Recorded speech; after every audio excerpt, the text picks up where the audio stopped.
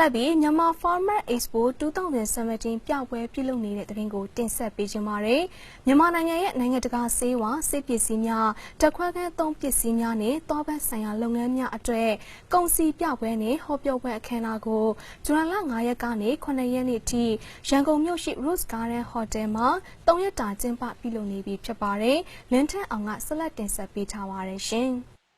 မြန်မာ Farmer Expo 2017 ပွဲကြီးကိုနိုင်ငံတကာနဲ့ပြည်တွင်းကဆရာဝန်များနဲ့ကျန်းမာရေးစောင့်ရှောက်မှုကျွမ်းကျင်ပညာရှင်များဆေးရုံကအကြီးတန်းစီမံခန့်ခွဲနိုင်သူတွေအနေနဲ့လုပ်ငန်းလုပ်ဆောင်တာတွေကိုနှီးနှောဖလှယ်နိုင်မှုနဲ့ကမ္ဘာတဝန်းတိုးတက်နေတဲ့နည်းပညာတွေနဲ့ကုန်ပစ္စည်းတွေလေ့လာစေနိုင်မှုရှိရပြီးကျင်းပပြုလုပ်တာဖြစ်တယ်လို့သိရပါတယ်။ဒီပြပွဲကိုမြန်မာနိုင်ငံဆေးနဲ့ဆေးပစ္စည်းကုန်သည်များနဲ့လုပ်ငန်းရှင်များအသင်းနဲ့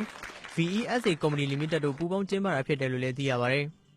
အမားတို့မှာဒီ B2B ဆိုတဲ့ business matching ပေါ့စီးပွားရေးဆွေးနွေးဖလှယ်ပေးတဲ့အစီအစဉ်တွေလည်းရှိတယ်ပေါ့ဒီပြည်ပကုမ္ပဏီတွေရဲ့လုပ်ငန်းဟိုပါပေါ့နော်ထုတ်ကုန်ပစ္စည်းတွေကိုဒီပြည်တွင်းကပြန်လဲဖြန့်ချီခြင်းလို့ရှိရင်အမားတို့ကစီစဉ်ပေးတယ်စီစဉ်ပေးတယ်ဆိုပေမဲ့အမားတို့ကချိတ်ဆက်ပေးတာပေါ့နော်ချိတ်ဆက်ပေးတယ်ဒီပြည်တွင်းကုမ္ပဏီတွေအနေနဲ့ကကြတော့ဒီမှာပေါ့နော်ဝင်ရောက်ပြသထားတဲ့ပြည်ပကုမ္ပဏီကပစ္စည်းတွေကိုသူတို့စိတ်ကြိုက်ကြည့်နိုင်တယ်ဒါပေမဲ့တကယ်တရားဝင်ပေါ့နော်ပြန်လဲဖြန့်ချီခြင်းနဲ့ဆိုရင်တော့တဆင့်ပေါ့ FDA တို့အဲ့လိုမျိုးတရားဝင်ပေါ့ခွင့်ပြုချက်ကိုရှောက်ရမှာဖြစ်ပါတယ်တရားဝင်ခွင့်ပြုချက်ရတဲ့ထုတ်ကုန်ပစ္စည်းကိုပဲ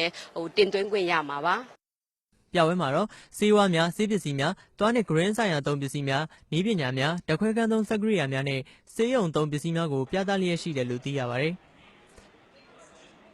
မြန်မာနိုင်ငံအပါအဝင်ဂျာမနီကိုရီးယားထိုင်ဝမ်မလေးရှားစင်ကာပူအစရှိတဲ့နိုင်ငံပေါင်း15နိုင်ငံကျော်တို့မှကုမ္ပဏီပေါင်း60ကျော်တို့ကပါဝင်ပြသနေတာဖြစ်ပါတယ်ဆရာမတို့ဒီပညာရက်ဆိုတာအမြဲတမ်းလေ့လာနေရပါတယ်နော်လေ့လာနေရတယ်တိုးတက်ပြောင်းလဲအမိလိုက်နေပြီးလေ့လာနေဒါကြောင့်မလို့အခုလိုမျိုးတနေရာထဲမှာအချိန်အတူအတွင်းမှာဒီတနိုင်ငံကမ္ဘာလုံးမှာရှိတဲ့ပစ္စည်းတွေကိုတနေရာကြည့်ရတယ်ဆိုတာအလွန်ကောင်းတဲ့အခွင့်အရေးပါနော်ဒီလိုအခွင့်အရေးမျိုးရှိတဲ့အချိန်မှာဆရာမတို့ပုဂ္ဂဆေးကိုပူးပေါင်းပါဝင်ရတာလည်းဂုဏ်ယူပါတယ်ဒီအပြင်ဆရာမပြောချင်တာတချို့စိတ်ဝင်စားတဲ့ဒီပုဂ္ဂလိက